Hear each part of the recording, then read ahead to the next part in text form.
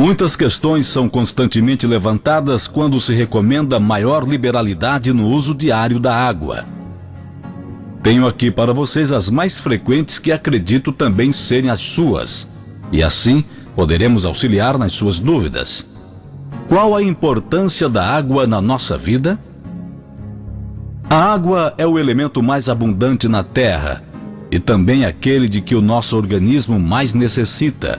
Mais de 60% do corpo humano é constituído por água. Sendo assim, a água torna-se nutriente indispensável para nosso bem-estar e saúde. A água auxilia na regulação da temperatura do corpo humano, elimina as toxinas através da urina e da transpiração, molda bolo fecal, é usada intensamente no processo de respiração e faz a distribuição de muitos nutrientes pelos diversos órgãos do nosso corpo. Na sua falta, o sistema natural de limpeza e desintoxicação do organismo fica sempre muito prejudicado, contribuindo para o aparecimento das mais inúmeras doenças. Que quantidade de água se deve beber? A quantidade de água que se deve beber depende da constituição física, do nível de atividade e da umidade do ar. O corpo humano perde uma quantidade significativa de água através da respiração, transpiração e urina. Por tudo isto, os especialistas têm recomendado que se beba pelo menos 2 litros de água por dia.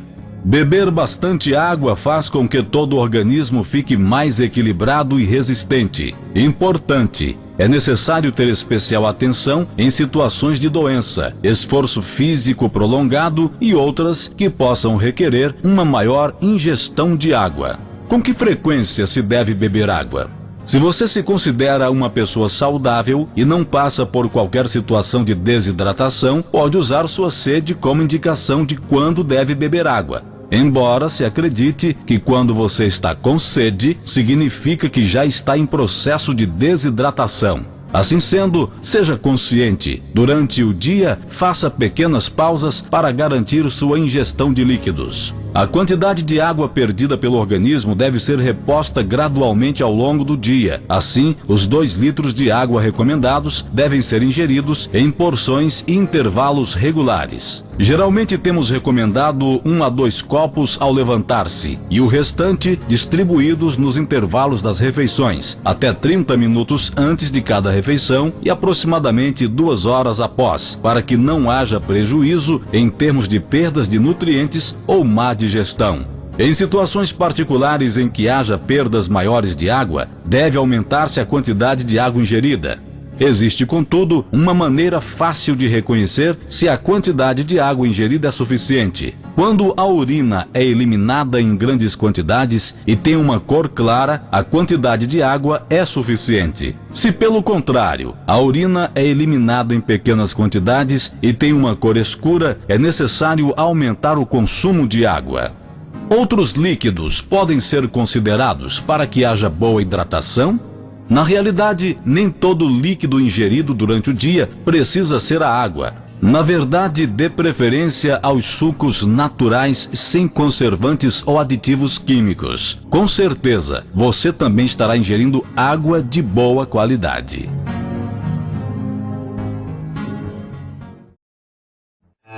Ar puro. É óbvio que todos nós respiramos, mas nem sempre o ar possui uma qualidade boa ou respiramos profundamente. Atividades físicas ao ar livre em meio à natureza, além de favorecer a inalação de ar de boa qualidade, também promove uma inspiração maior e mais ativa para os pulmões. O oxigênio é um elemento vital na fisiologia do cérebro. Ar de má qualidade, com muitos poluentes e em um ambiente em que o oxigênio não é renovado, prejudica o desempenho deste órgão.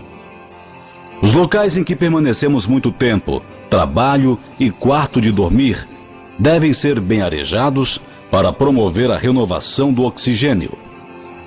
Pessoas que passam períodos inteiros em ambientes fechados comprometem suas funções e obtêm um desempenho baixo do cérebro. Locais bem arejados promovem melhor desempenho das funções cerebrais, como pensar, raciocinar, analisar, decidir, decifrar, ler e armazenar informações. O oxigênio é utilizado pelas células junto com a glicose no processo de produção de energia. O processo de difusão do oxigênio para as células, através dos capilares, depende muito de como respiramos. As células não estão muito longe dos capilares, 50 micras, mas algumas se encontram mais distantes e precisam de uma difusão mais efetiva, que ocorre através da inspiração profunda motivada pelo exercício físico. Os nossos hábitos sedentários não permitem respirações profundas e um grande volume de ar puro para os pulmões. Nossa respiração se torna superficial e a oxigenação dos tecidos e músculos do corpo são feitas de uma forma básica. A respiração profunda aumenta a concentração do oxigênio no sangue, eleva a pressão arterial, acelera os batimentos cardíacos e permite que ocorra uma maior irrigação dos tecidos e células. A respiração profunda sempre está associada a movimento e, consequentemente, atividade muscular, favorecendo uma troca mais ativa de gases pela célula e um maior fluxo de entrada de água, nutrientes e outras substâncias. Dentre essas substâncias destaco a serotonina, que é liberada em momentos de lazer, descontração e recreação, momentos sem competição. Este hormônio é produzido no cérebro a partir de estímulos agradáveis. É uma substância que impede que ocorram os mecanismos da depressão, estresse e tristeza. Uma atividade ao ar livre, em meio à natureza, permite um fluxo dessas substâncias, promovendo bem-estar, fortalecimento e nutrição ao corpo. Algumas pessoas têm dificuldades em pegar no sono ou de dormirem durante toda a noite. A oxigenação do cérebro e demais órgãos e músculos favorece os mecanismos de excreção celular, liberação de toxinas, metabolismo dos hormônios do estresse e exposição aos hormônios do bem-estar. Uma caminhada ao final da tarde, além de promover esse mecanismo, vai oferecer trabalho aos músculos do corpo, que naturalmente induzirão a liberação das drogas indutoras do sono. Antes de dormir, uma simples rotina de exercícios respiratórios profundos, de 3 a 5 minutos, em que respiramos ar puro, prendemos a respiração por alguns segundos a cada minuto e voltamos a respirar profundamente, permitirá uma renovação do oxigênio no sangue e cérebro e uma indução do sono mais eficaz ao nos deitarmos. Se nos permitimos respirar profundamente por períodos regulares e longos durante o dia, teremos uma saúde melhor, uma disposição alegre e atividade mental aguçada. Experimente fazer exercícios respiratórios e você sentirá a diferença em sua vida. Você terá uma saúde melhor. Luz solar. Pesquisas em países ao norte do hemisfério têm comprovado que a ausência da luz solar na rotina diária das pessoas faz surgir o mau humor, depressão e estresse. Os invernos ao norte do Equador são longos e em muitos países da Europa as pessoas passam meses sem a luz solar. O índice de suicídio e depressão nestes países aumenta com a temporada do inverno. A luz solar no início da manhã e no final da tarde só traz benefícios ao organismo. São horários em que podemos expor grandes partes do corpo para receber diretamente a luz do sol. Nesse processo, os vãos sanguíneos mais externos se vasodilatam e irrigam melhor as áreas de nosso corpo que talvez estivessem horas, 8 a 10 horas, com uma irrigação crítica pela inatividade do sono. Novamente, substâncias e hormônios do bem-estar são produzidos pela sensação prazerosa do sol na pele.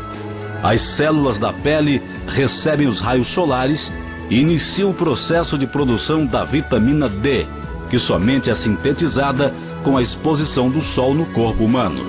A luz solar também favorece a fixação do cálcio nos ossos e é essencial para as crianças em crescimento e pessoas da terceira idade. Na realidade, um coquetel de substâncias começa a circular o sangue e a alcançar o cérebro, oferecendo sensações de prazer, descanso e alegria. A felicidade tem fórmulas e mecanismos ativadores, e o sol é um deles.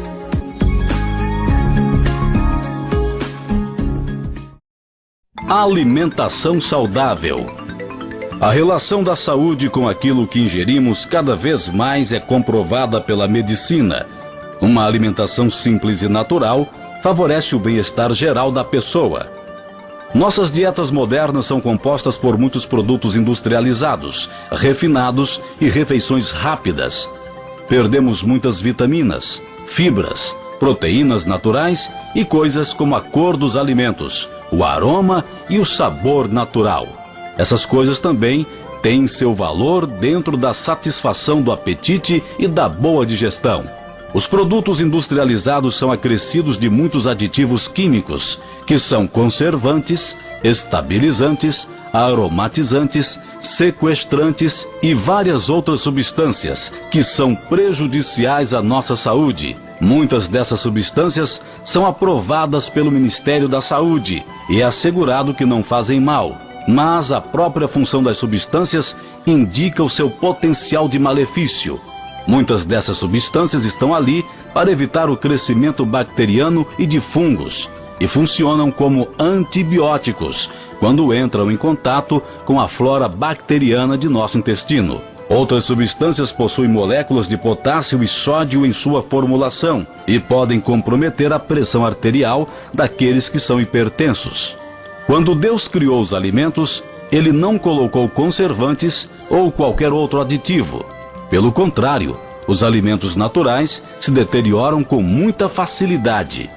Alimentos como frutas, verduras, legumes e cereais possuem um equilíbrio perfeito para a nossa dieta. Se você se alimenta em uma fast food, vai ter que controlar suas calorias, colesterol, triglicérides, etc. Mas se você se alimenta de cereais e grãos integrais, frutas, legumes e verduras, dificilmente precisa se preocupar com esses índices bioquímicos. Naturalmente, grãos integrais regulam seu intestino, controlam níveis de colesterol. As frutas possuem taxas ideais de açúcares, evitando problemas futuros com diabetes. Os legumes são equilibrados e não alteram sua pressão arterial.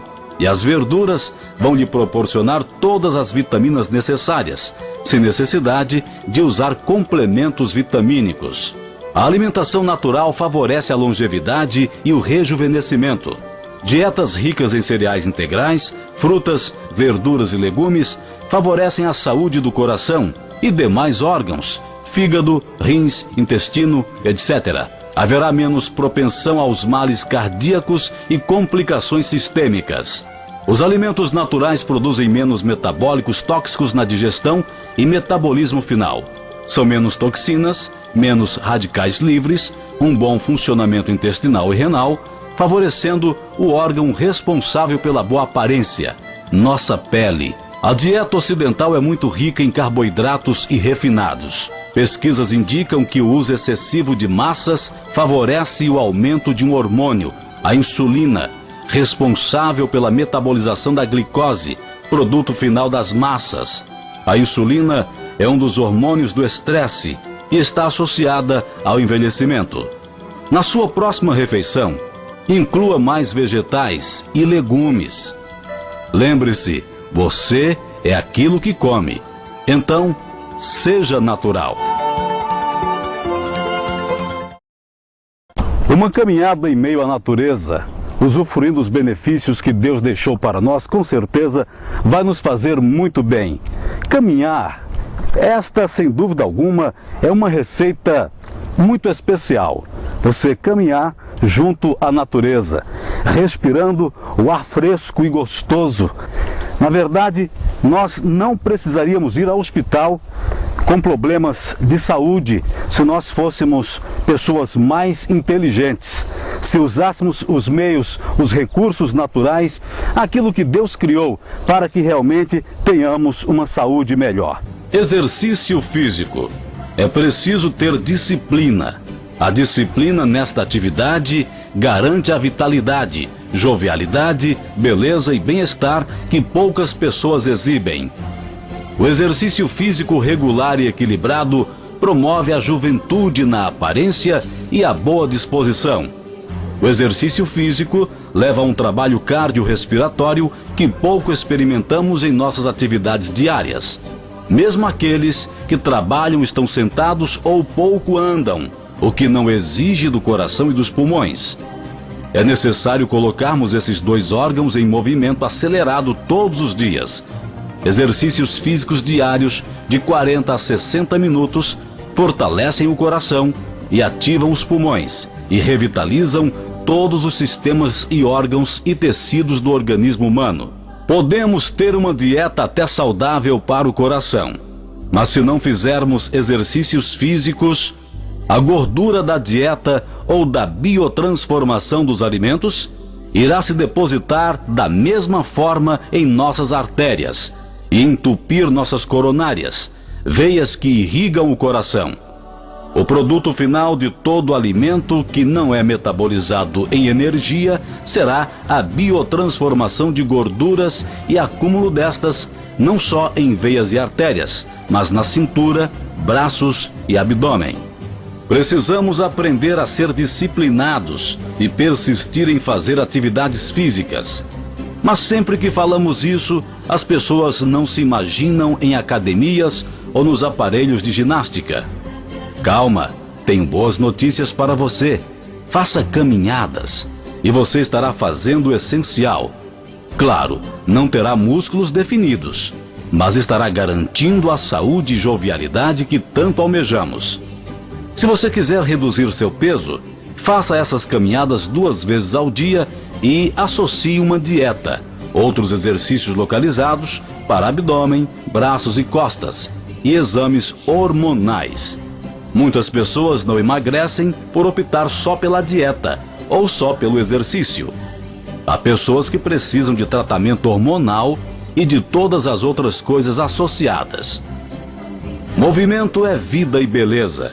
Ficar sem se movimentar e sem exercícios significa envelhecer mais rápido e morrer mais cedo.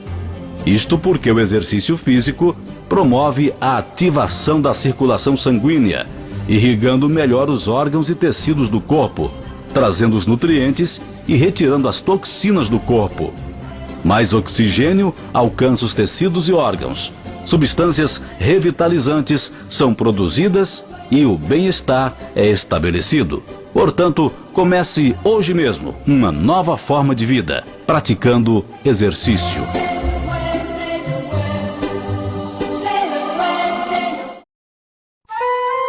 Sono regular, repouso, descanso. O ciclo do sono começa com a ausência da luz do sol. Quanto mais cedo dormirmos, mais benefício nosso cérebro vai ter, devido ao período de vigília, 14 a 16 horas, que se autorregula. O sono é estimulado por substâncias que são lançadas no sangue com a ausência da luz natural. Somos muito prejudicados com a questão da luz artificial e o prolongamento do período de vigília do cérebro. Aqueles que conseguem dormir cedo estão experimentando um descanso mais profundo devido a um hormônio chamado melatonina. Essa substância é produzida enquanto dormimos, mas somente nas primeiras horas após a ausência da luz natural. Se prolongamos o período da vigília do cérebro, menos melatonina é produzida. Esse hormônio é mais uma droga poderosa que atua no cérebro, trazendo a sensação de descanso e bem-estar. O nosso século das luzes e agora das atividades virtuais à noite, TV, internet, nos privam do melhor do sono. É nas primeiras horas em que a melatonina é jogada em nosso sangue e realiza seus efeitos calmantes e revitalizadores do cérebro. Naturalmente, o período da noite criado por Deus tem 12 a 10 horas de acordo com a época do ano. É justamente o tempo que precisamos para o descanso do corpo e da mente e recuperação das energias para o dia seguinte. Quando nos permitimos um descanso de no mínimo 8 horas, estamos promovendo a saúde de nosso corpo. Uma mente que constantemente trabalha, estado de alerta, em períodos longos e tem apenas períodos de 6 ou 4 horas de descanso, não pode oferecer o melhor raciocínio ou o melhor desempenho. Programe suas atividades e acostume-se a dormir o mais cedo possível. Sem culpa alguma, permita-se ter de 8 a 10 horas de sono. Confiança em Deus. Este é um princípio todo especial para uma boa saúde. A confiança, a fé em Deus. Em um mundo de tantas armadilhas, artifícios e até de males incuráveis, somente Deus se torna o nosso refúgio. Jesus, ao vir à Terra, passou grande parte do seu ministério de apenas 3 anos curando as pessoas e oferecendo alívio às dores e males dos humanos. Não é diferente hoje. Ele pode oferecer saúde e restauração a todo aquele que nele confia.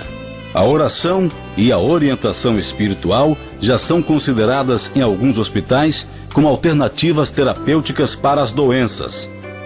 Já ficou demonstrado por pesquisas que pessoas que tiveram a visitação de capelães, os quais oraram e fortaleceram a esperança e a fé do paciente, esse grupo de pessoas demonstrou um prognóstico mais favorável em sua reabilitação.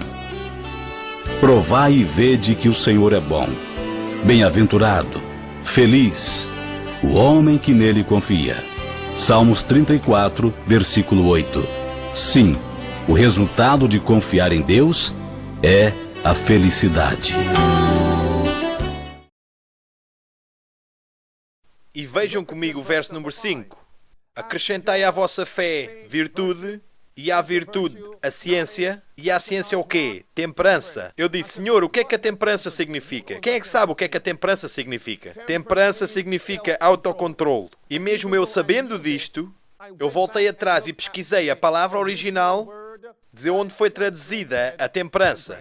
E essa palavra significa autocontrole. Escrevam estes 2 números no vosso caderno de notas. Escrevam o número 1466. 1466 e 1468.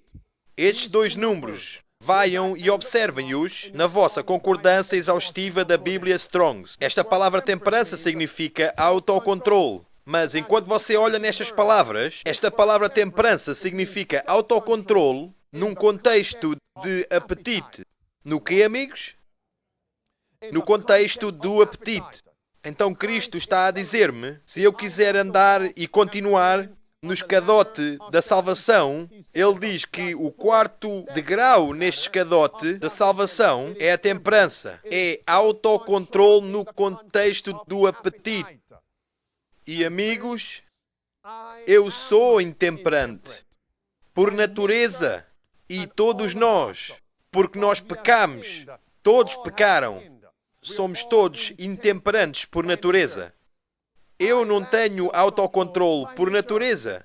E desde que todos pecaram, você também tem falta de autocontrole por natureza. Então Cristo está-nos a dizer, é tempo para nós vermos a nossa necessidade. Nós temos que acrescentar ao conhecimento temperança. E o que Deus me mostrou aqui, mesmo que a temperança é o 4º passo no escadote da salvação. Temperança é a primeira grande lição moral que Deus tentou ensinar a Adão e Eva no jardim do Éden. Vejam comigo, mantenham-se em 2 Pedro capítulo 1. Vamos procurar nas Bíblias, em Gênesis capítulo 2. Onde é que nós vamos, meus amigos? Oh, amigos, Gênesis capítulo 2, a primeira grande lição, a lição moral que Cristo tentou ensinar a Adão e Eva no jardim do Éden foi temperança. E temperança significa o quê? Autocontrole. E Deus mostrou-me isto em Gênesis capítulo 2, verso 16 e o verso 17. Será que Deus disse a Eva e a Adão, todas estas coisas eu vos tenho dado, de todas estas frutas das árvores vocês livremente podem comer? Sim. Então Deus disse, mas desta tal árvore, a árvore do quê? Falem comigo. conhecimento do bem e do mal. Dessa, certamente não devem comer. Então falem comigo agora. Será que Deus pôs um teste no apetite do homem?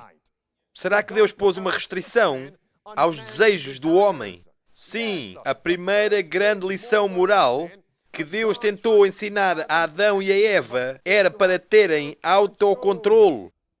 Estão-me a ouvir? Mesmo sabendo que as coisas ali estavam, Deus pôs uma restrição nos seus apetites. Uma restrição para que eles pudessem aprender a lição do autocontrole. Mas depois veio Gênesis capítulo 3. E o que é que Satanás disse a Eva?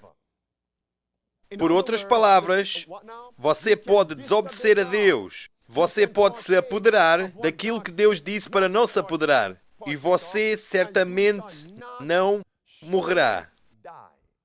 Amigos, escutem isto com atenção. Isto significa que o tema da tentação de Satanás e a Eva foi este. Você não precisa ter temperança. Conseguem vê-lo? Não há necessidade de ter uma restrição colocada no seu apetite, colocada nos seus desejos. Esta é a primeira grande tentação. Você não tem que ter temperança. Não necessita de controlar os seus desejos. Você não precisa de se autocontrolar. A primeira grande tentação. E adivinhem, a Bíblia diz que a Eva acreditou na tentação de Satanás. Você não tem que ser restrita. Você pode retirar essa restrição no seu apetite, nos seus desejos. Por outras palavras, Deus mostrou-me que a primeira grande tentação de Satanás foi esta: que você não precisa ter temperança para poder ser salvo. Conseguem ver? É a mesma mentira que acontece hoje. Que o que você come, o que você bebe, como é que você vive, estas coisas não têm nada a ver com a vossa salvação. E isto é o que Satanás disse a Eva. Você pode desobedecer a Deus. Você pode se apoderar daquilo que Deus disse para não se apoderar. E você certamente não morrerá. Gênesis capítulo 3, verso 1 até o verso 11. Ouçam, amigo, Deus tem trabalhado comigo nesta semana que passou. E o que Ele me mostrou foi isto: que por causa de Adão e Eva terem pecado, e qual é que foi o princípio do seu grande pecado? O pecado da intemperança. Será que lhes faltou autocontrole? E porque todos pecaram, excluídos estão da glória de Deus, todos nós, por natureza, somos intemperantes. Todos nós, naturalmente, falta-nos o autocontrole. Observem comigo em Gênesis capítulo 1. Deus mostrou-me isto no verso 26 e verso 27. Pai do céu, por favor, querido Deus, agarra a nossa atenção. No nome de Cristo nós oramos. Amém. Olhem comigo no verso 26, 27. A Bíblia diz que Deus fez o quê? Falem comigo. Que Deus criou o homem na sua quê? À sua imagem. À sua semelhança. Mas reparem, quando o homem pecou, o que é que aconteceu à raça humana? Foi o homem então criado, foi o homem então nascido à imagem e à vontade de Deus? A resposta é não. Olhem comigo. Gênesis capítulo 5. Olhem no verso 1 comigo. Estamos lá, amigos? Diz: este é o livro das gerações de Adão, no dia em que Deus criou o homem. À semelhança de Deus o fez.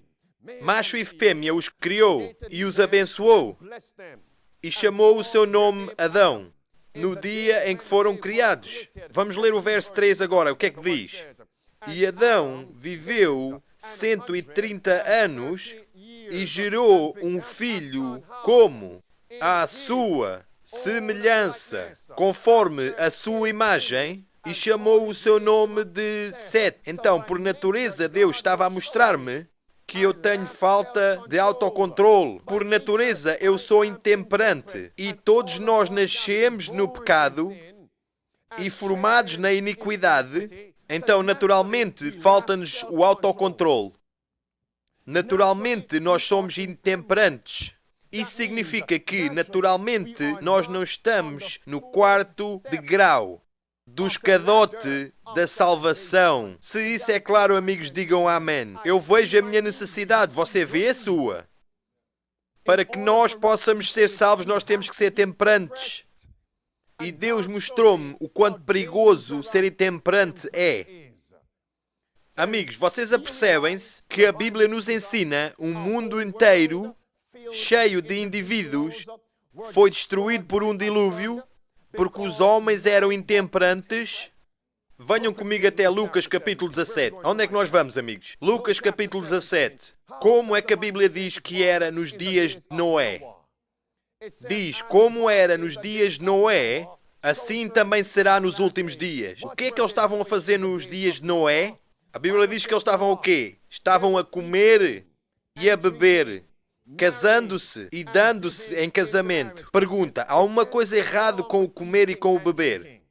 Não, mas porquê é que isto está escrito ali? Porque eles andavam a comer e a beber as coisas erradas.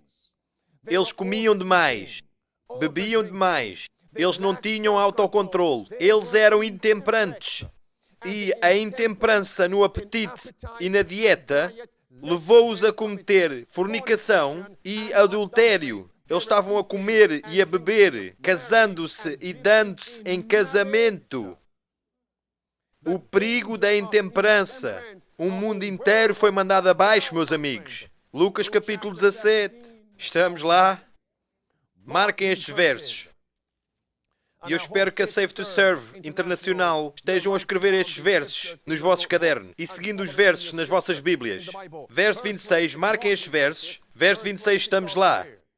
E verso número 28, passem mais abaixo para o 30. Vamos ler esse juntos. O que é que diz aqui, amigo? No verso 30, e diz, assim será no dia em que, quem? O Filho do Homem se há de manifestar. O que é que aconteceu nos dias de Lot? Deus mostrou-me o perigo da intemperança. Vamos ler o verso 28. O que é que diz, amigos? Vamos lá. O que é que diz? Como também, da mesma maneira, aconteceu nos dias de Lot. O que é que eles estavam a fazer nesse tempo? Eles comiam e bebiam. Outra vez, há uma coisa de errado com o comer e com o beber. Não, mas eram eles intemperantes. Será que lhes faltava autocontrole? E quais os julgamentos que caíram de Deus sobre as cidades de Sodoma e Gomorra e todas as outras cidades? Fogo e enxofre. O perigo da intemperança. O perigo da falta de autocontrole. E como foi nesses dias, assim também será nestes últimos dias. Deus esteve a trabalhar sobre a minha mente esta semana. Olhem comigo em Lucas 21. Vocês estão a ver o quanto perigoso a intemperança é? Não estão a falar comigo? Vocês estão numa meditação profunda? Está tudo bem. Olhem comigo em Lucas 21. Estamos lá, amigos? Olhem no verso 34. E diz, Deus mostrou-me isto. E diz, e olhai por vós. Não aconteça. Os vossos corações se carreguem. Sublinhem carreguem. Se carreguem de glutonaria. E de quê? De embriaguez e dos cuidados da vida. E venha sobre vós, de imprevisto, aquele dia. Então, quem é que não estará preparado para a segunda vinda de Jesus? O fechar da provação humana. Deus esteve-me a dizer, Andrew, se o teu coração estiver carregado de glutonaria e embriaguez, tu não estarás preparado para a minha segunda volta. Eu disse, Senhor, não sei o que é que glutonaria significa. Eu sei o que é embriaguez é, mas o que é glutonaria? Quem é que sabe o que é glutonaria? Glutonaria significa excesso. E eu voltei e fui dar uma olhada nessa palavra, a original, e o que é que significava na original. Essa palavra glutonaria, uma palavra é posta lá, que é chamada de glut, G-L-U-T. Ah, você já sabe, amigo. Glutonaria significa o quê? Ser um glutão. Significa glutonaria. E conecta com Provérbios. Escrevam. Provérbios 23, verso 21. A Bíblia junta os glutões e os beberrões. O beberrão e o glutão chegarão à pobreza. Pobreza espiritual. Sim. Então aqueles que são glutões. E por natureza eu sou um glutão. Por natureza todos nós pecamos. Todos nós somos intemperantes. Por natureza falta-nos o autocontrole. E nós não vamos estar prontos para a segunda vinda de Cristo, o fechar da provação humana. Se isso é claro, amigos, digam amém. Eu vejo a minha necessidade mesmo agora. Enquanto eu estou a ler isto, você vê a sua. Pesquisem as vossas vidas, amigos. Olhem para o vosso passado. E se nós fizermos, pela graça de Deus, um bom introspecto, uma boa examinação da nossa vida no passado, nós diríamos, sim, Senhor, eu vejo a minha necessidade. Porque por natureza eu sou intemperante. Falta-me o autocontrole. Eu sou um glutão, sou um beberrão. Alguns de nós nem sequer bebem álcool. Mas por comer demais, você torna-se bêbado. O sangue do cérebro, o poder cerebral, foi levado para baixo para trabalhar na digestão. E porque você comeu demais, excesso, agora você perdeu o oxigênio no cérebro. O que é que acontece quando você perde oxigênio no cérebro? Está certo? É um sintoma, uma manifestação de embriaguez, mesmo que você não tenha bebido álcool. Por natureza, vocês não me estão a ouvir, meus amigos. Por natureza, nós somos intemperantes. O perigo da intemperança. Deixem-me vos mostrar o que é que Deus me mostrou. Vejam comigo em Gênesis 25. Onde é que nós vamos, meus amigos? Gênesis capítulo 25. Eu imagino se vocês sabem quem é que eu vos vou mostrar agora. Este é um homem chamado Esaú. Quem é que foi Esaú por nascimento? A quem é que Esaú pertencia? Esaú pertencia a Isaac. Quem é que era o avô de Esaú? Abraão. Então, Esaú, Deus mostrou-me. Esaú representa um filho de Abraão.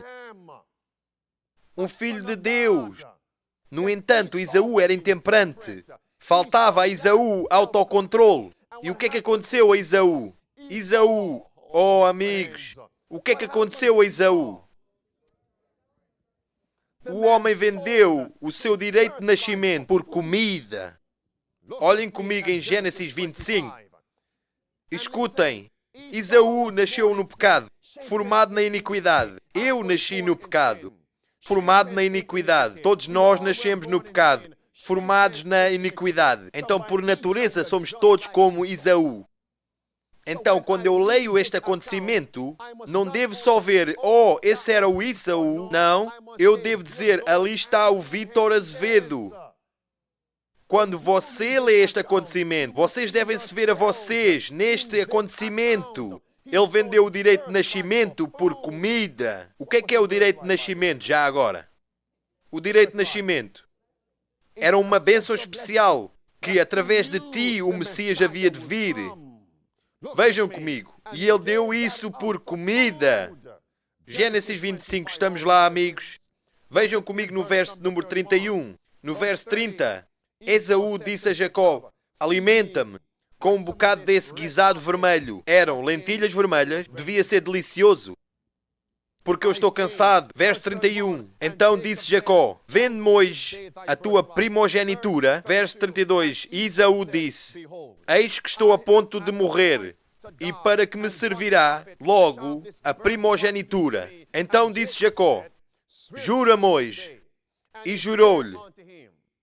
E vendeu a sua primogenitura a Jacó. E Jacó deu pão a Esaú e o guisado de lentilhas. E este comeu e quê? Bebeu? Onde é que nós encontramos estas duas palavras outra vez? Será que ele comeu e bebeu? E qual é que era a condição daqueles que viveram nos dias de Noé e nos dias de Lot? Então, quando você lê isto, que eles bebiam e comiam, o contexto para entender isso, você tem que vir a Gênesis 25. Enquanto Esaú bebeu e comeu, ele vendeu a sua primogenitura. Ele vendeu o privilégio que, através dele, o Messias havia de vir. Ele despacharia a vinda de Cristo através da sua posteridade. Deu isso por comida. Que pena, amigos. Olhem no verso 34. E diz, na última frase, e este comeu e bebeu e levantou-se e foi-se. Assim desprezou Esaú o quê? Que? A sua primogenitura. Eu disse, Senhor, ali estou eu, a vender a salvação por comida, um glutão, um beberrão, tal como Esaú. E o acontecimento de Esaú é deixado na Escritura como um testemunho para nós. Nós somos intemperantes. Nós somos pessoas sem autocontrolo. E Deus mostrou-me o que aconteceu na história de Esaú será repetido nestes últimos dias. Deus mostrou-me que uma crise está para vir, uma grande crise. E muitos de nós vamos ser tentados. Vamos nós servir a Deus ou rejeitar Deus, rejeitar o seu sábado, rejeitar os seus mandamentos, para que possamos comprar e vender, para que possamos comer, para que possamos ter as necessidades temporais da vida. Todos nós seremos tentados, tal como Esaú. Eu não quero ter a fé de Esaú. Você quer a fé de Esaú? Venham comigo até ao capítulo 13 do Apocalipse. Aonde é que nós vamos? Capítulo 14 do Apocalipse. Enquanto nós lá vamos, vejam o que é que estas afirmações dizem. Diz no livro Maranata, página 162. Estamos lá, meus amigos? E diz: as leis dos humanos vão se tornar tão rigorosas que os homens e as mulheres não se vão atrever a observar o sétimo dia de sábado, pelo medo de querer comida e roupa. Eles vão se juntar ao mundo na transgressão da lei de Deus. Vejam comigo, capítulo 13 do Apocalipse, verso número 15, até o verso número 17 diz: uma crise está por vir e que nós vamos ser forçados a louvar a besta, a sua imagem e receber a sua marca. E se nós recusarmos estas coisas, não nos será possível comprar ou vender. E muitos como Esaú vão vender, vão desistir da sua salvação para que possam ter de comer as necessidades temporais da vida. Olhem comigo no verso 17. O verso 15 mostra-nos a crise e o verso 17 agora diz: estamos lá? Verso 17. Para que ninguém possa o quê, meus amigos? Comprar ou vender. O quão perto nós estamos desta crise? Vocês veem o que é que Deus tem feito na minha vida, trabalhando comigo esta semana? Porque se nós formos intemperantes, se me faltar autocontrole, eu não estarei pronto para enfrentar essa crise. Se eu sou um homem, se eu sou uma mulher que me dou ao apetite, eu não estarei preparado para essa vindoura crise. O quanto perto é que nós estamos, amigos? Está o fim sobre nós. Então qual é que é os degraus que nós devemos estar a subir, meus amigos? Os degraus da salvação. E qual é que é aquele quarto degrau no escadote? É chamado temperança. Vamos até à Bíblia. Hebreus capítulo 12. Amigos, Deus tem estado a trabalhar sobre mim. E Deus disse-me esta semana: se tu não tiveres vitória sobre a intemperança e a falta do autocontrole, então o destino de Esaú vai ser o teu. E Deus está a dizer o mesmo a vocês, amigos. Se nós não vencermos a intemperança, se não aprendermos a controlar os nossos desejos, os nossos pensamentos, os nossos sentimentos, bem, a experiência de Esaú vai ser a sua. Vejam comigo em Hebreus 12. Estamos lá, amigos? Verso número 16 diz: e ninguém seja devasso ou profano, como Esaú, que por um manjar vendeu o seu direito de primogenitura, porque bem sabeis que, querendo ele ainda depois herdar a bênção, ele foi o quê, amigos? Ele foi rejeitado. Porquê? Porquê, amigos? Será que Esaú se arrependeu verdadeiramente? Não, amigos. Será que Esaú vendeu a sua primogenitura por comer? Era ele intemperante? Sim, ele era. E por natureza, como é que nós somos? Nós somos intemperantes por natureza. Então, se nós não tivermos vitória sobre a intemperança, será que Deus nos vai rejeitar a nós? Será que Deus é um respeitador de pessoas?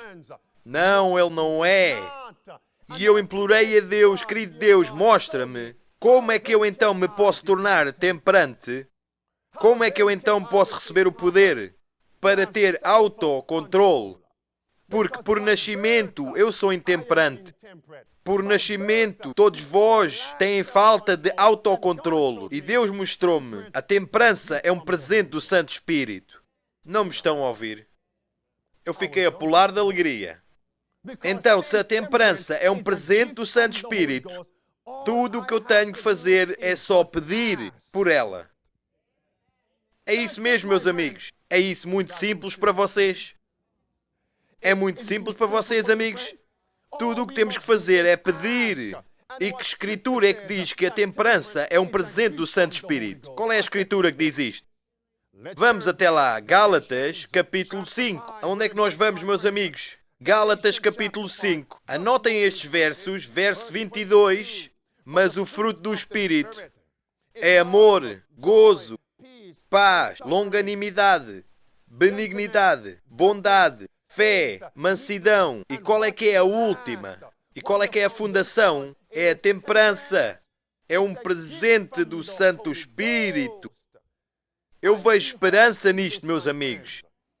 O quarto degrau no escadote da salvação, temperança, eu não tenho que duvidar se eu vou conseguir, porque a temperança é um presente. Tudo o que eu tenho que fazer é primeiro ver a minha necessidade de temperança, ver a minha necessidade de ter autocontrolo, e uma vez que eu peça a Cristo com sinceridade por ela, Jesus diz, se tu pedires, vai-te ser dado. Escutem-me. Isso é esperança para vocês também. Vocês acreditam, amigos, que se pedirem é vosso? Mas, amigos, vocês nunca pedirão por temperança se vocês pensarem que estão bem. Então, por natureza, é você intemperante. É melhor falarem comigo. Sim. Então, agora, o que é que nós precisamos, amigos? Precisamos de temperança. Será que vai pedir a Deus por ela? Venham até a 1 Coríntios, capítulo 9, comigo. Aonde é que nós vamos? 1 Coríntios capítulo 9.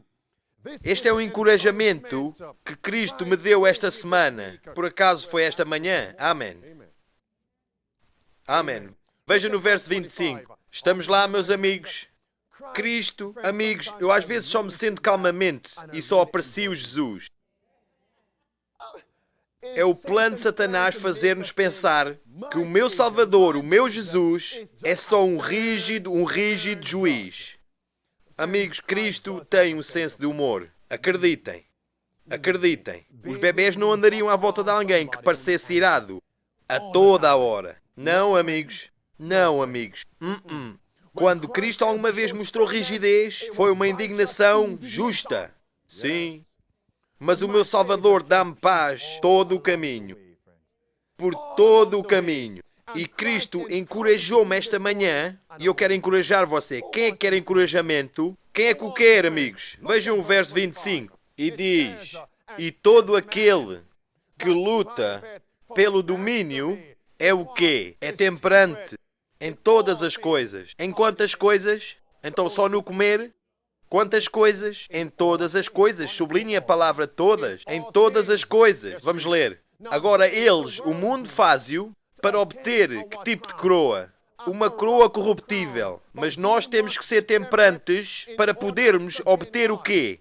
Uma coroa incorruptível. Então, que nenhum pastor, nenhum professor, nenhum presbítero vos engane e vos faça acreditar que ser temperante em dieta e no estilo de vida não tem nada a ver com a sua salvação. Isso é heresia. O verso número 25 diz... Será que vocês podem ler, amigos? Eu sei que vocês podem ler. Vocês são todos inteligentes. Vamos lá. Eles o fazem para alcançar uma quê? Uma coroa corruptível. Mas nós o quê? Uma coroa incorruptível. Amigos, agora a esperança está no verso 26. Cristo disse-me esta manhã, se tu simplesmente me pedires, eu te darei. E quando o receberes, então a tua salvação está garantida. Vocês sabem quantas vezes é que o diabo fala na minha orelha?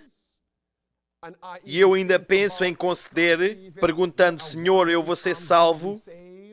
Para longe com tais pensamentos. Cristo disse-me, para longe com tais pensamentos. No momento que você vê a sua necessidade e pede por essa necessidade para ser preenchida, você pode ter a garantia da sua salvação. Agora, o verso 26 diz, pois eu assim... O que é que eu, pois assim, faz ao verso 25? Se eu receber a temperança, pois assim, eu corro, não como uma coisa incerta. Louvado seja Deus. Eu posso viver com a certeza da minha salvação. Você também pode viver com a certeza da sua salvação. E o verso 27 diz: antes subjugo o meu corpo e o reduzo à servidão. Ao quê, amigos? Ao quê, amigos? Para que, pregando aos outros, eu mesmo não venha, de alguma maneira, ficar reprovado. Vamos voltar ao verso 25. Eu quero vos mostrar algo. Porque alguns de nós podem pensar, basta ter temperança só no que comemos e no que bebemos. Não, não, não. Temperança no apetite cobre mais do que só o que você come. A palavra apetite simplesmente significa os vossos desejos. E adivinhem o que, amigos? Deus mostrou-me esta manhã. Se nós não tivermos cuidado, nós podemos aborrecer o Santo Espírito de Deus, vivendo os pecados de Salomão. Quem, amigos? O rei Salomão. Vocês têm que me seguir, amigos. Nós temos que ter temperança em quantas coisas? Em todas as coisas. Vamos dizer outra vez a 2 Pedro. Acrescenta à tua fé o quê? Virtude. E à virtude o quê? Conhecimento. Observem isto. E ao conhecimento o quê? Temperança. Pausem aí mesmo. Será que Salomão orou por conhecimento e sabedoria? Será que Deus lhe deu estas coisas? Então, será que Salomão estava no terceiro degrau do escadote da salvação, sendo esse o conhecimento, mas era Salomão intemperante? Sim, ele era. Uau! Vocês veem?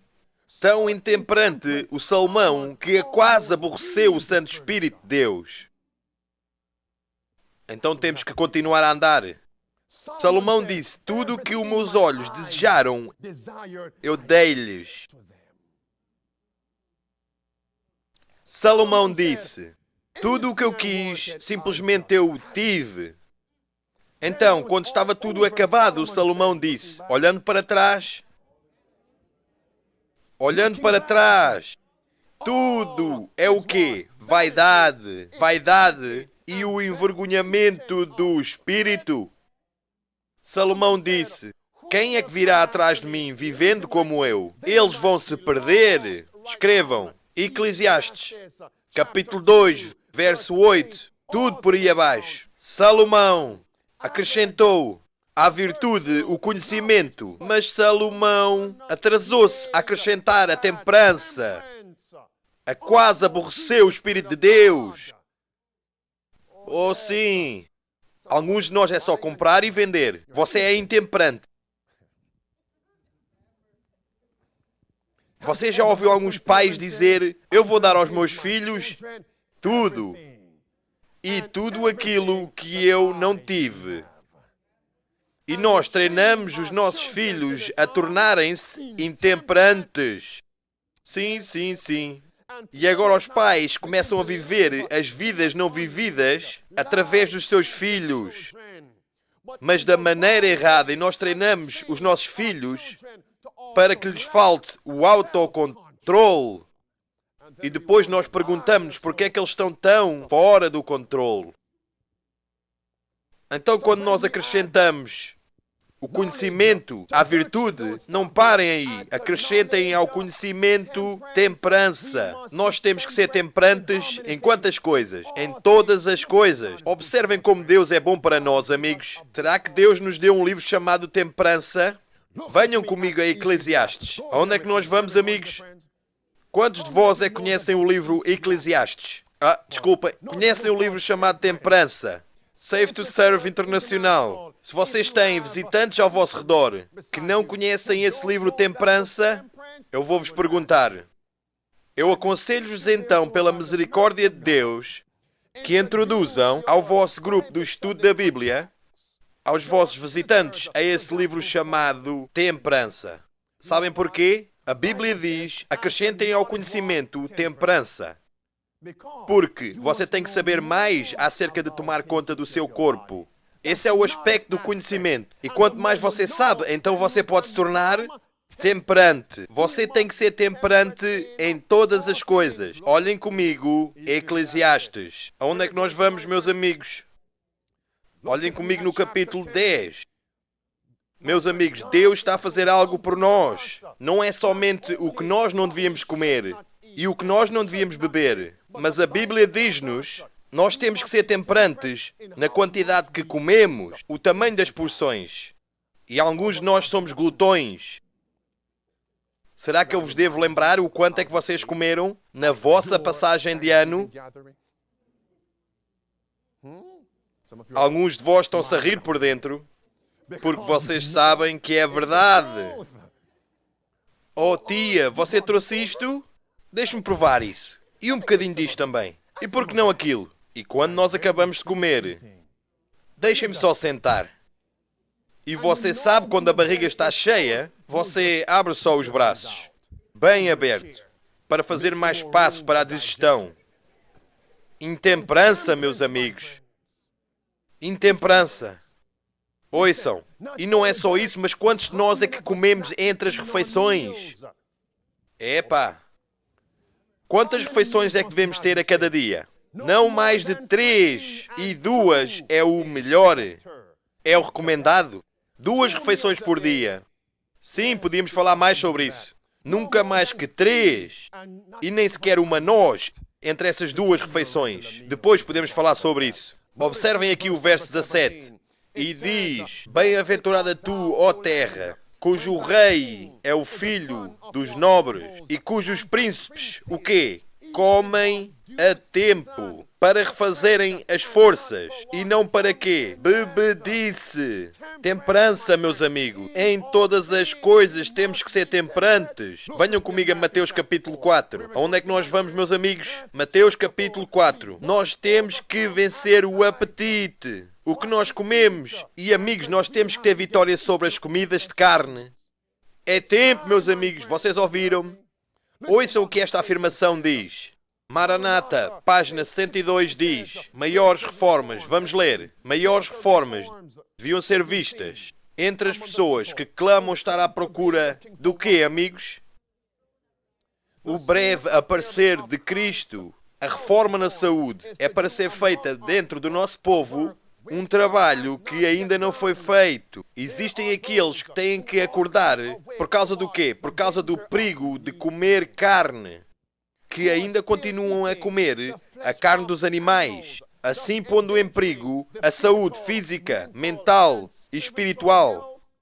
Muitos que agora são metade convertidos na questão do comer a carne, sairão do povo de Deus para não andarem mais com eles.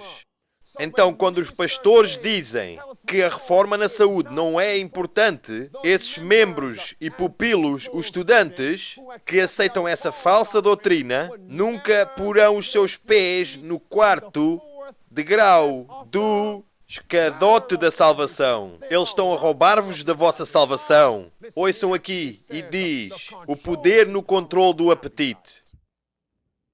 Vamos ler. Vai provar a ruína de milhares. Quantos? Porque se eles tivessem vencido neste ponto, então eles teriam o poder moral para ganhar a vitória em todas as outras tentações de Satanás. Mas aqueles que são escravos do apetite, o que é que acontece? Falharão em perfeccionar o carácter cristão. Escutem agora, amigos, escutem. O que é que a próxima sentença diz? Enquanto nós aproximamos-nos do quê? Estamos nós no fim dos tempos? Enquanto nos aproximamos do fim dos tempos, as tentações de Satanás para saciar o apetite vão ser mais quê? Mais poderosas e mais difíceis de ultrapassar. Você sabe porquê? Ele sabe se você for intemperante, se lhe faltar autocontrole, na área do comer, você nunca terá poder para dizer não a qualquer outro tipo de tentação que ele vai enviar. Continuemos a ler. Outra vez e outra vez tem-me sido mostrado que Deus está a tentar levar-nos para trás para o quê? passo por passo, ao seu desenho original, que o homem devia subsistir dos produtos naturais da terra, de entre aqueles que estão à espera da vinda do Senhor. O que, amigos? O comer carne eventualmente será posto de lado. A carne deixará de ser uma parte das suas dietas. Devíamos manter sempre isto em vista e esforçarmos-nos para quê? Para trabalhar firmemente em direção a isso. Deixem-me pôr um sentido nisto, meus amigos. Será que Deus fez Adão e Eva perfeitos? Será que o homem pecou? Será que somos pecadores? Quando Deus fez o homem, será que Deus deu ao homem uma dieta específica para manter esse carácter? Será que o homem pecou? Não somos todos pecadores. E não é o desejo de Cristo trazer-nos de volta para a condição da humanidade antes do pecado. Sim! Ele quer reproduzir a sua imagem em nós. Se você disser sim a isso, ao que mais você também tem que dizer sim. Qual é a dieta que Ele nos quer trazer de volta? Qual é a dieta, meus amigos? A dieta original? Se isso é claro, meus amigos, digam amém. Nós temos que vencer o apetite. Nós temos que ter temperança, porque naturalmente todos nós temos falta de autocontrole. Vejam comigo, Mateus capítulo 4. Observem o que Cristo mostrou-me, amigos. Qual é que foi a primeira tentação de Cristo naquele deserto? A primeira tentação de Satanás para Cristo foi na questão do apetite. Será que Cristo venceu? Será que Cristo venceu? E o que foi que Cristo estava fazendo? Falem comigo. O que é que Ele estava a fazer para que Ele pudesse vencer a tentação de Satanás no apetite? Ele estava a fazer jejum.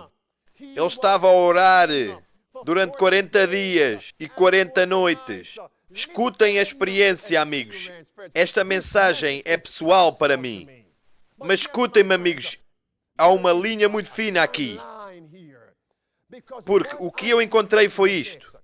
Eu sentiria o pecado da glutonaria. Eu senti-me tão culpado porque eu comi demais. E a culpa estava-me a atormentar porque eu sabia que estava errado. E escutem, quando eu estava no mundo, eu nem sequer pensava nisso. Nem sequer pensava nisso. Mas quando eu fui exposto à verdade de Deus, a culpa atormentava a minha consciência. E muitas vezes eu escorreguei e caí. Olhem para mim. Muitas vezes eu escorreguei e caí. Muitas vezes eu desci daquele degrau do escadote da salvação. E eu senti-me tão culpado. E você sabe o pensamento que me veio? Se tu fores em frente e jejuares, Deus vai te perdoar dos teus pecados. E amigos, eu costumava passar fome quase até morrer, pensando que o meu jejuar e o meu orar com Deus de alguma forma ia causar Deus para me perdoar do pecado da glutonaria. Mas Cristo acordou-me um dia e disse: se tu pecaste, tu jejuares e orares a noite toda, não me vai fazer a mim perdoar-te. Eu não te vou perdoar por tu jejuares e orares, e Deus mostrou-me que esse é o princípio do catolicismo romano. É uma religião de trabalhos. Tu pecaste, ajoelha-te e sobe estas escadas, então o Padre vai te perdoar. Não, meus amigos, não. E alguns de nós têm dificuldades com esta teoria. Se nós somos culpados de um pecado, ou eu pequei contra Deus. Sim, isso é verdade. Ser culpado, você deveria sentir-se culpado. E agora você diz: eu agora tenho que ir e passar a noite toda em oração. E pela minha oração, Deus me perdoará. Não, amigos, não. Porque adivinhem o quê? Depois do meu jejum, oh Senhor, tu aceitaste-me agora, eu jejuei o dia todo hoje. Obrigado, Deus, pelo perdão. Depois eu falho outra vez. Então o que é que eu tenho que fazer agora? Agora não só um dia, mas mais o quê? Vocês estão a ver agora, amigos?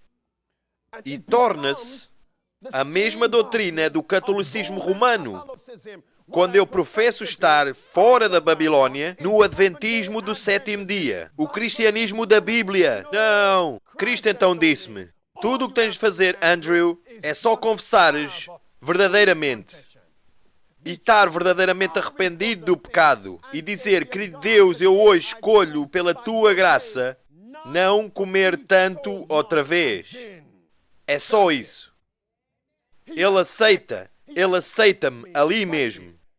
Ali mesmo. Eu não tenho que ir jejuar, nem orar, mesmo ali. Está feito. Arrependimento divino é aceite. Eu escolho por ti não voltar atrás. Está feito. Agora, se eu sei que preciso de forças, então eu posso orar. Então eu posso jejuar. Mas o jejuar e o orar não vai fazer Deus me perdoar. Isso é religião de trabalhos. É o arrependimento verdadeiro. Verdadeiro arrependimento. Então ele aceita-me. Salmo 51. David diz, tu não desejas oferendas queimadas? Se assim fosse, eu te daria. No verso 18, então, David diz, um quebrantado e contrido coração, ó Deus, tu não desprezarás. É só isso, meus amigos. É só isso. Esse é o Evangelho. Agora, quando eu me reconcilio com Deus, eu digo, Senhor, eu sou tão fraco, o que é que eu tenho que fazer? Então, Andrew jejua. É só isso. E enquanto eu jejuo, e eu estou com fome, eu digo, Senhor, eu estou com fome. Porque jejuar sem orar não é um jejuar bíblico. Senhor, eu estou com fome, dá-me forças para continuar. E sobrenaturalmente, Ele tira a minha mente da comida. Eu posso dizer não aos meus desejos. É um bom desejo, eu tenho fome. Não para Ele, e sim para Jesus. Escutem agora. Então, quando o jejum acabar, e Satanás vem vindo, você sabe como é que ele vem. E ele tenta-me. Será que eu tenho a fórmula agora? Eu posso orar agora. Querido Deus, dá-me forças para dizer sim a ti e não para Satanás. E será que ele o fará? Será que ele o fará, meus amigos? Então agora, isto é o fazer certo pela fé. O que é? É a justiça pela fé, meus amigos. Não me estão a ouvir? Será que Cristo venceu a primeira vez? E depois Satanás veio uma segunda vez. Eu estou a acabar. E será que Satanás veio uma terceira vez? Será que Cristo venceu a segunda e a terceira tentação? Eu pergunto-me porquê. Porque ele venceu a primeira no apetite. É por isso que diz ali, se nós conseguirmos vencer o apetite, então nós teremos o poder moral de Deus para poder vencer todas as outras tentações de Satanás. Vamos até Isaías antes de acabar. Onde é que vamos, meus amigos? Isaías capítulo 40. Amigos, escutem-me com atenção. Eu disse, Senhor, o que é que eu posso fazer para encorajar o teu povo? Mas primeiro, querido Deus, tens que me encorajar a mim primeiro. Porque eu tenho que aprender a fórmula para ter a vitória sobre o meu apetite. E Cristo levou-me até o Getsemane. O que é que Cristo estava a fazer no Getsemane, mesmo antes das bandas dos homens virem capturá-lo? O que é que ele estava a orar em Getsemane? Senhor, ó Senhor, se for possível, deixe este copo passar por mim, se for possível, querido Deus. Foi ele tentado. Depois ele diz, observem, depois ele diz, Senhor, não a minha vontade, mas a sua seja feita. E qual é que é a sua vontade? O seu desejo, o seu apetite, o que você quer fazer. Não a minha vontade, mas a sua vontade seja feita. Será que ele orou, meus amigos? E Deus mostrou-me que a vontade de Cristo nunca foi pecaminosa. Então, quando ele disse a minha vontade, nunca foi um pensamento pecaminoso. Mas ele até estava disposto a dizer não aos bons desejos para um bem maior. É aí onde está a vitória, meus amigos. É isso mesmo. É isso mesmo, amigos. É isso mesmo. E adivinhem o que é que desceu para lhe dar forças. Um anjo veio para lhe dar forças. E Deus mostrou-me, Andrew, eu estou quase a vir. Tu precisas ter uma experiência de Getsemane. Senhor, não a minha vontade, não o meu apetite, mas a sua seja feita. E enquanto você ora isto, diariamente, Ele te dará forças. Eu quero forças. E que tal vocês? Vocês veem a necessidade para ela. Amigo, não, a minha vontade, mas a sua seja feita. Oh, meus amigos, Isaías 40. Estamos lá, meus amigos. Isaías 40. Isaías 40. Olhem comigo no verso 29. Estamos lá. O que é que diz aqui, juntos? O que é que diz? Ele dá poder ao cansado e àqueles que não têm vigor. O que é que ele fará? Ele multiplica as forças. É isso, esperança. Mas que fraco, amém. Ok? Quando estiverem prontos para acabar, eu acabo.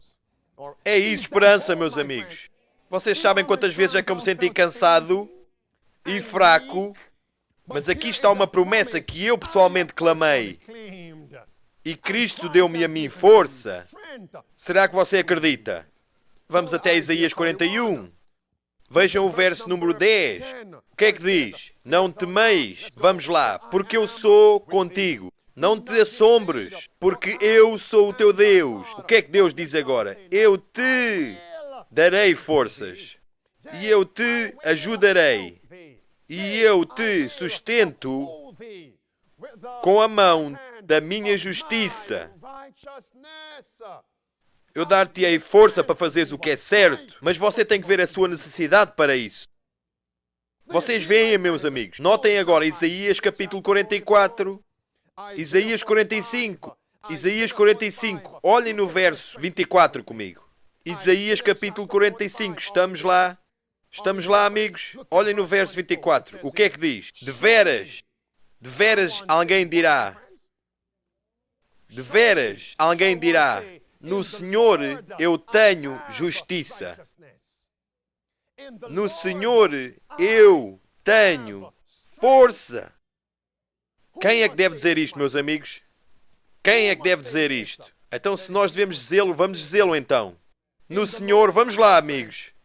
Amigos, eu quero pôr estas palavras mesmo nas vossas bocas, mesmo nas vossas mentes. Vamos dizê-lo agora. Vá, vamos lá. Porque a salvação vem não só pelo bem que você pensa acerca, não pensem só, mas confessem-o. Podem dizer amém? Vamos agora, vamos lá, vamos lá, Save to Serve. Até aqueles online, vamos. No Senhor, digam. No Senhor eu tenho justiça. No Senhor eu tenho força. Quem é que acredita, meus amigos? Quem é que acredita? São estas as palavras de Deus.